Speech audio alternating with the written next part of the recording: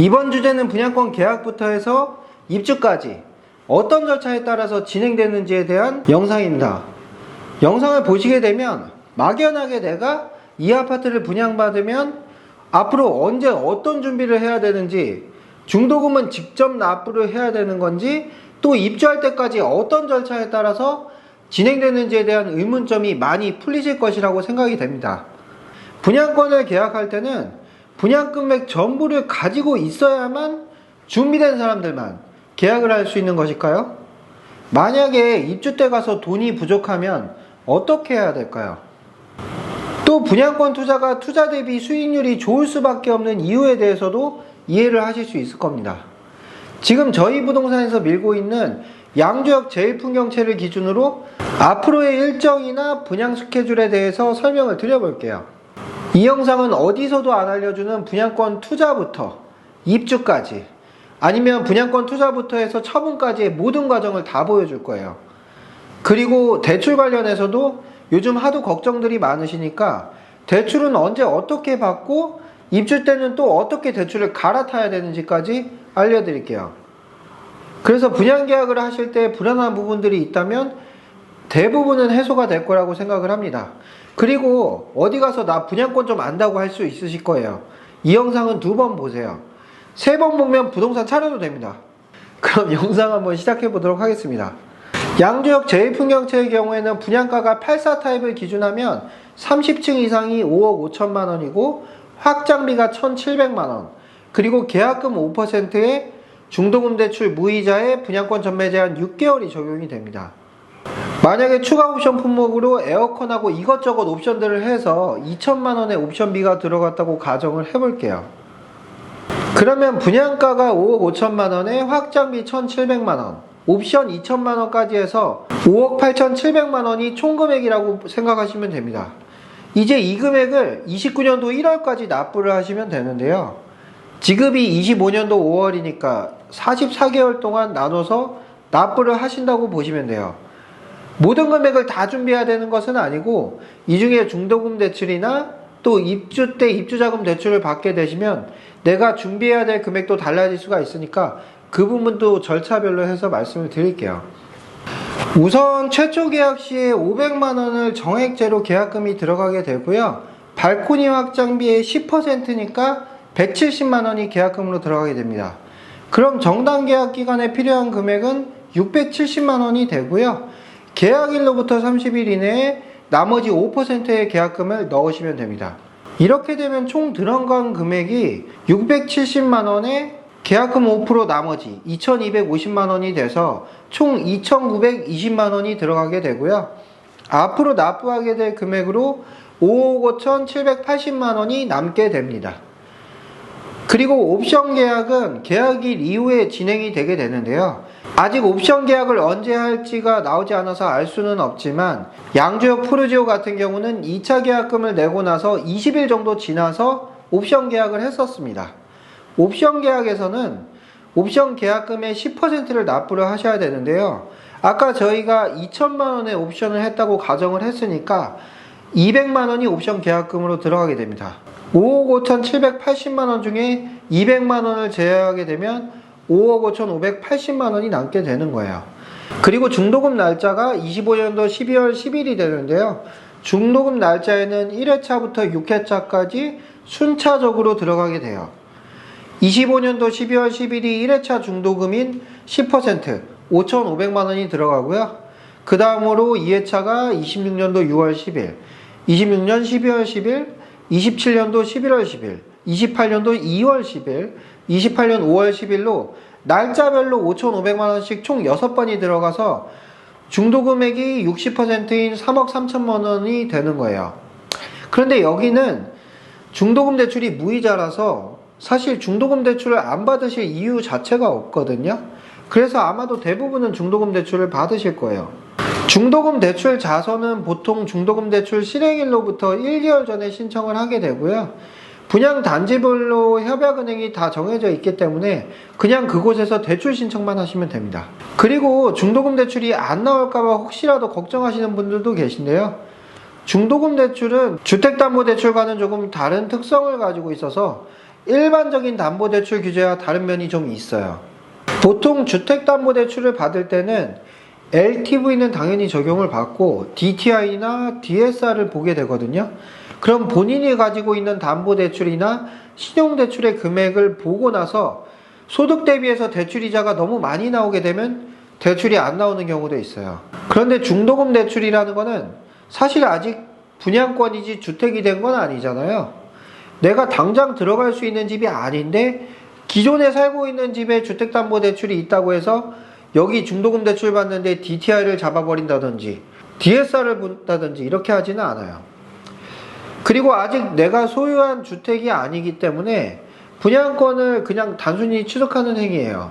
중도금 대출의 대상은 아파트를 건설한 시행사에게 나온 대출을 허그 보증을 받아서 분양 계약자들 명의로 대출을 신청하는 것이기 때문에 주택담보대출이 불가능한 경우라도 중도금 대출은 나오는 경우가 많습니다.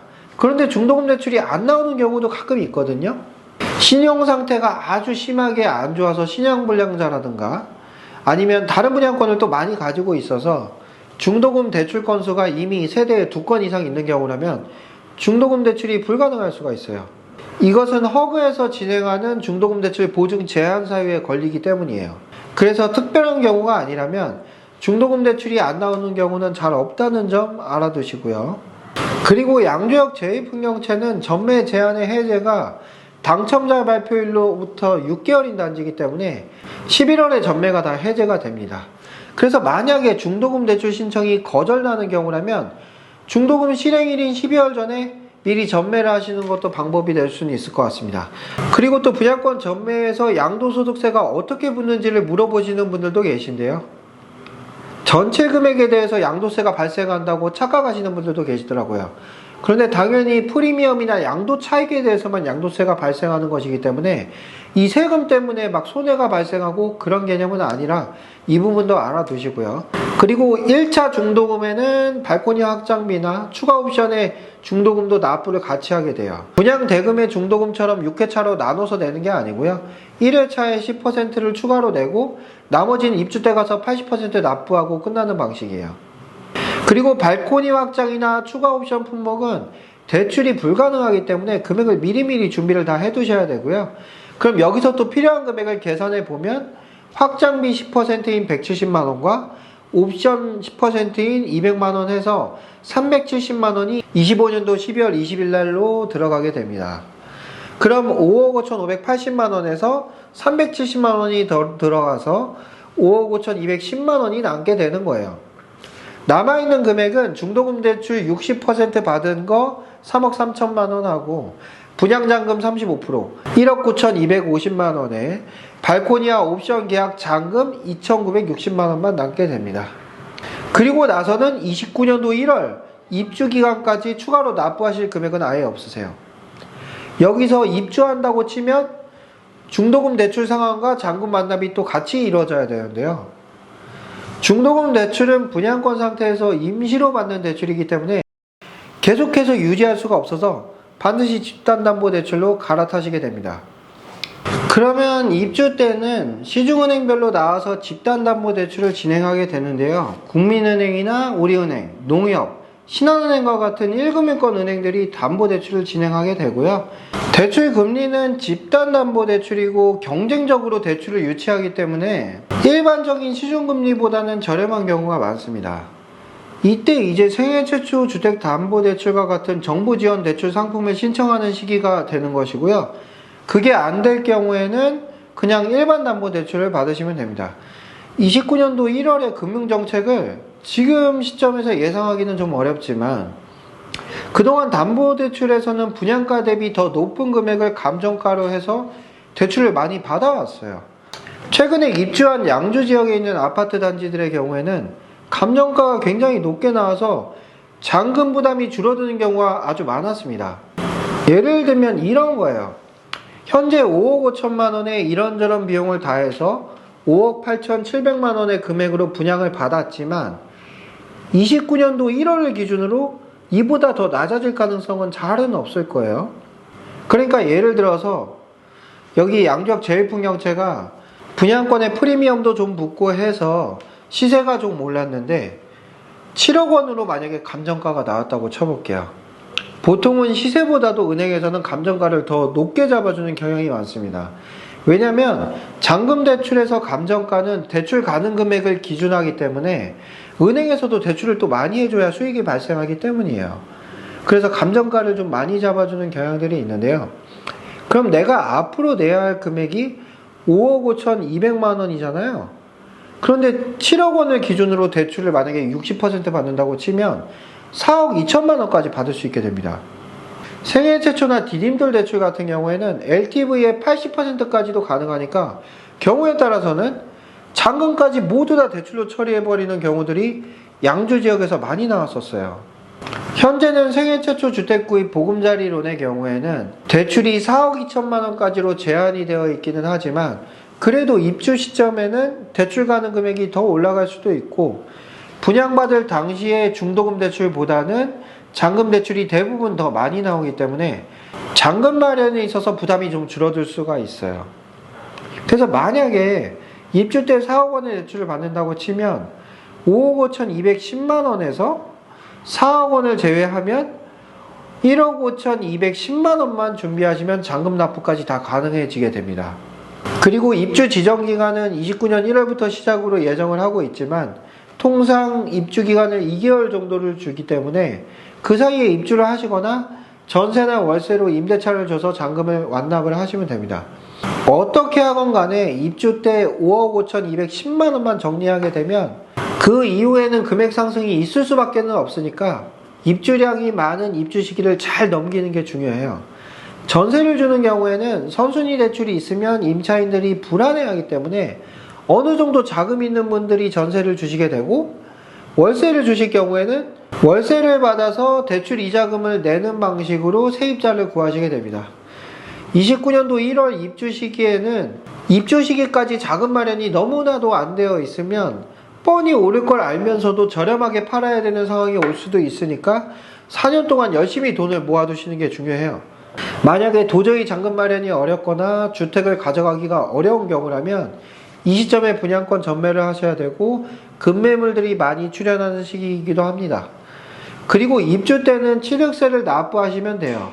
취득세는 취득금액의 1.1%니까 취득세와 지방세 포함해서 645만 원 정도가 나올 것 같고요. 여기서 생애 최초로 취득세 감면을 받는 케이스도 있고 인지대와 같은 부가 비용이 들기도 해서 대략 700만 원 정도 나온다고 생각하시면 될 것 같습니다. 그런데 29년이면 지금부터 거의 4년 가까이 되는데 그때 가서 시세가 어떻게 될지 예상이 되시나요? 분명한 거는 지금보다는 공사비나 분양가가 높을 수밖에 없을 겁니다. 어쩌면 그때 가서 프리미엄 5천짜리가 급매물이라고 할지도 모르는 일이죠. 분양권 투자는 이렇게 시간에 투자하는 투자 방식이에요. 마치 6억짜리 아파트를 3천만 원만 놓고 6억 아파트의 시세 차익을 모두 얻는 방식이라서 투자금 대비해서 수익률이 높을 수밖에 없어요. 제가 가정을 들어서 설명을 드렸는데 지금 이 가정에서 입주 때까지 들어간 금액을 다 더해보면 3,490만 원만 넣고 나서 29년도 1월까지 낼 돈이 없어요. 그럼 5억 8,700만 원짜리 아파트가 4년 동안 10%가 올랐다고 쳐도 5,870만 원이 오른 거니까 투자 수익률이 170%라는 이야기예요. 그렇다고 아무 아파트나 분양권 사면 다 오른다? 이런 건 아니고요. 좋지 않은 물건에 투자하게 되면 몇 년이 지나도 마이너스 프리미엄이 되면서 손실도 보실 수는 있겠죠. 우선 좋은 물건을 잘 찾아서 투자하는 게 중요하고요. 입지가 정말 안 좋은 곳이나 교통도 안 좋고 나홀로 아파트 같은 경우에는 좀 떨어질 수도 있기는 한데 사실 대부분은 손실 보기가 좀 힘들긴 합니다. 그런데 이미 양주에 계신 분들은 그동안 분양권을 사고 또 입주하고 2년 후에 매도하면서 세금을 한 푼도 안 내고 수억 원의 차익을 얻은 케이스들도 많이 보셨을 거라고 생각을 합니다. 이걸 잘 아는 분들은 부동산 경기가 안 좋고 불안한 시기에 매집을 해서 좋은 시기에 팔아서 수익을 얻기도 합니다. 과연 29년도 1월은 지금보다 부동산 시세가 올라 있을까요? 아니면 떨어져 있을까요?